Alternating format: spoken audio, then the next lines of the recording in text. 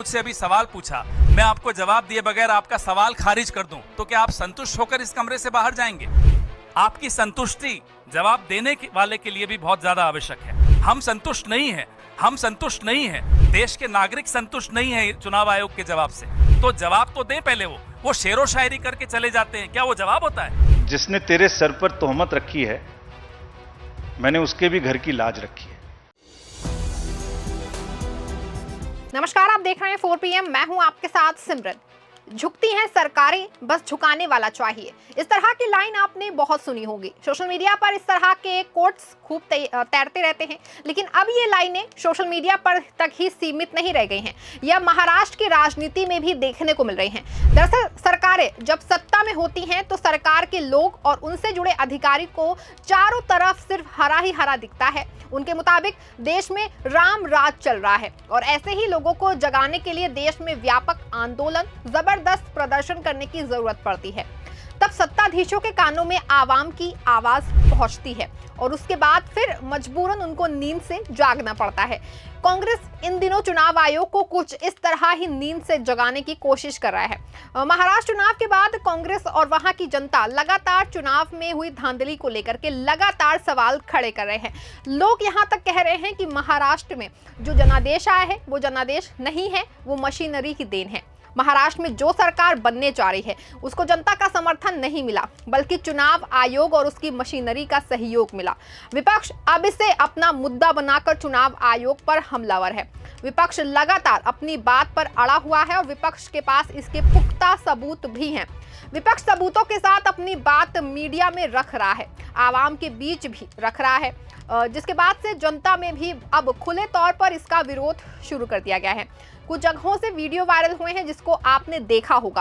अब तक विपक्ष इन मामलों में दबी जुबान से अपनी बात रखता था, लेकिन इस बार तो विपक्ष ने इसे जन आंदोलन बनाने की पूरी रणनीति तैयार कर ली है।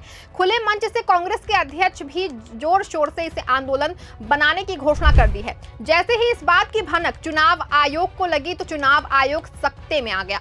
उसे डर है कि ये जन आंदोलन कहीं व्यापक रूप न ले ले, इसके बाद मामले का सुप्रीम कोर्ट खुद संज्ञान न ले ले और जांच के आदेश दे दे, और अगर कहीं जांच हो गई तो एक बड़ी पोल खुलने का डर है। महाराष्ट्र चुनाव में नतीजों को लेकर के कांग्रेस और शिवसेना यूबीटी के नेता लगातार इसका विरोध कर रहे हैं। विपक्ष इसकी शिकायत लगातार कर रहा है, लेकिन चुनाव आयोग को कुछ भी सुनाई नहीं पड़ रहा है। उसने किसी भी प्रकार का कोई जवाब नहीं दिया। हरियाणा की तरह ही महाराष्ट्र के नतीजों को लेकर भी विपक्ष ने चुनाव आयोग से शिकायत की थी। उस दौरान भी चुनाव आयोग ने विपक्ष की किसी भी आरोप का जवाब नहीं दिया। यहाँ तक इस मसले पर ना कोई सवाल सुना और जवाब की तो बात ही छोड़ दो। विपक्ष की तरह से जो आंकड़े इस बार चुनाव आयोग के सामने रखे गए, उसके बाद से चुनाव आयोग बुरी तरह से घिर गया और अब लीपापोती करने की कोशिश कर रहा है। जानकारों का दावा है कि विपक्ष की लगातार जा रही चिट्ठियों से इस बार चुनाव आयोग बैकफुट पर आ गया है, क्योंकि उसे लग रहा है कि अगर इस बार हमने नहीं सुना तो मामला बिगड़ जाएगा और साख दाव पर लग जाएगी। तो आखिर कैसे चुनाव आयोग बैकफुट पर आ गया? चुनाव आयोग ने आखिर इस बार कांग्रेस प्रतिनिधि मंडल को मिलने का समय क्यों दे दिया? इन सभी बातों को लेकर आज हम एक बड़ा खुलासा करने जा रहे हैं अपनी इस रिपोर्ट में। दरअसल कांग्रेस ने हरियाणा के बाद महाराष्ट्र विधानसभा चुनाव के भी नतीजों में बड़ा हेर फेर करने के गंभीर आरोप लगाए, वो भी पुख्ता सबूतों के साथ। कांग्रेस के साथ साथ शिवसेना उद्धव गुट ने भी चुनाव आयोग की पूरी कार्यशैली पर सवाल खड़े कर दिए और नतीजों को मानने से इनकार कर दिया। कांग्रेस ने तो चुनाव के अगले ही दिन प्रेस कॉन्फ्रेंस करके चुनाव आयोग पर गंभीर आरोप लगाए और मतगणना के नतीजों को ही मानने से इनकार कर दिया। और उसके बाद तो एक बाद इस पूरे चुनाव नतीजों की पोल पट्टी जो है वो खुल के सामने आने लगी। कांग्रेस ने लिखित तौर पर कई सवाल खड़े करते हुए चुनाव आयोग को चिट्ठी भी लिखी। वो लगातार चुनाव आयोग से अपनी बात कहने का समय मांग रहे थे, लेकिन चुनाव आयोग पीछे भाग रहा था। कांग्रेस ने धीरे धीरे तरीके से आरोप लगाने जो है वो करने शुरू कर दिए थे, खुले तौर पर विरोध करना शुरू कर दिया। कांग्रेस की महाराष्ट्र इकाई के प्रमुख नाना पटोले ने दावा किया कि विधानसभा चुनाव के नतीजे पारदर्शिता की कमी को दर्शाते हैं। साथ ही कहा कि सरकार तथा निर्वाचन आयोग को चुनावी प्रक्रिया पर लोगों को संदेह करने की जरूरत है। उन्होंने महाराष्ट्र विधानसभा चुनाव के फैसले को लोकतंत्र की हत्या करार दिया। इन्हीं सवालों के बाद चुनाव आयोग ने 3 दिसंबर को कांग्रेस के प्रतिनिधि मंडल को आमंत्रित किया चुनाव आयोग ने कांग्रेस पार्टी के डेलीगेशन को शाम 5 बजे चर्चा के लिए बुला लिया है। हालांकि चुनाव आयोग ने एक फिर जो है वो दोहराया कि चुनाव में कोई गड़बड़ी नहीं हुई है। चुनाव आयोग ने आश्वासन दिया कि कांग्रेस के हर सवाल का जवाब दिया जाएगा। दरअसल चुनाव नतीजों के बाद से कांग्रेस सबूतों को जुटाने में जुट गई। जहां जहां से शिकायतें मिली, कांग्रेस ने उस जगह के नतीजों की पूरी समीक्षा की और सबूत इकट्ठा किए। सारी शिकायतों की जब कांग्रेस ने समीक्षा की तो उनके हाथ जो है ऐसे कई सबूत लग गए, जिसके बाद से कांग्रेस के हमले उस पर तेज हो गए। कांग्रेस ने अब वोटों की गिनती से लेकर के मतदाता सूची तक के जो आंकड़े चुनाव आयोग की तरफ से दिए गए, उसको लेकर के विपक्ष चुनाव आयोग से लेकर के बीजेपी तक सब पर हमलावर हो गया।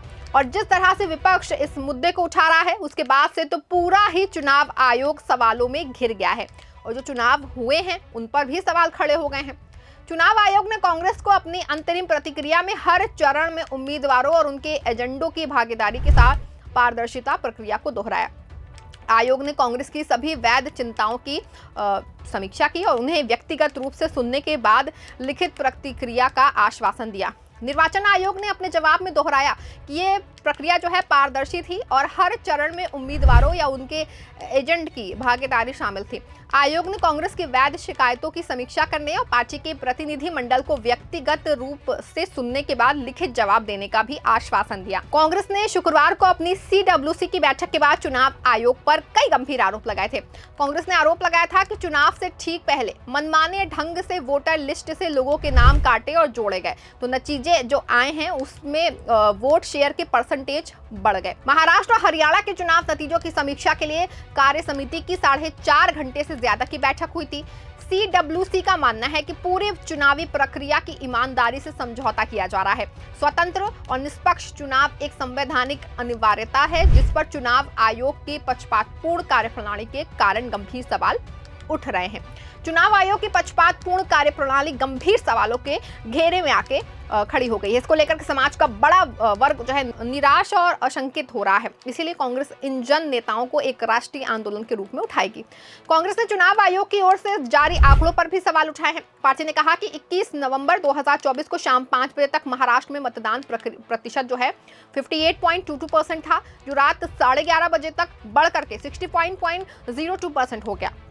इसके अलावा अंतिम रिपोर्ट में 66.05% मतदान दर्ज किया गया, जो मतगणना शुरू होने से कई घंटे पहले घोषित हुआ। कांग्रेस ने आरोप लगाया है कि मतदाता सूचियों में मनमाने ढंग से मतदाताओं को हटाया गया और हर एक विधानसभा क्षेत्र में 10,000 से अधिक मतदाताओं को जोड़ा गया। चुनाव आयोग को भेजी गई रिपोर्ट तो फिर चुनाव आयोग की टेंशन बढ़ गई और उसी वजह से ये जवाब आया और कांग्रेस को मिलने का समय दिया गया।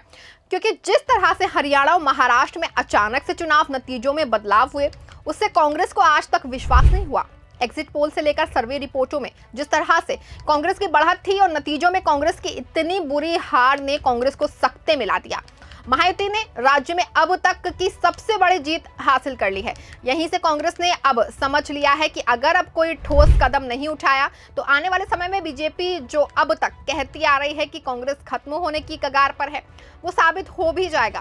कांग्रेस ने अब एक बड़ा जन आंदोलन करने की ठान ली है। उससे पहले चुनाव आयोग को सबूतों के साथ मिलने का समय मांगा, जिसके बाद चुनाव आयोग ने भी समय दे दिया। अब देखना होगा कि कांग्रेस और चुनाव आयोग की इस मीटिंग के बाद सियासत में आगे क्या कुछ होता है। इस खबर में फिलहाल बस इतना ही और अपडेट्स के लिए आप बने रहें और देखते रहें 4 PM। धन्यवाद।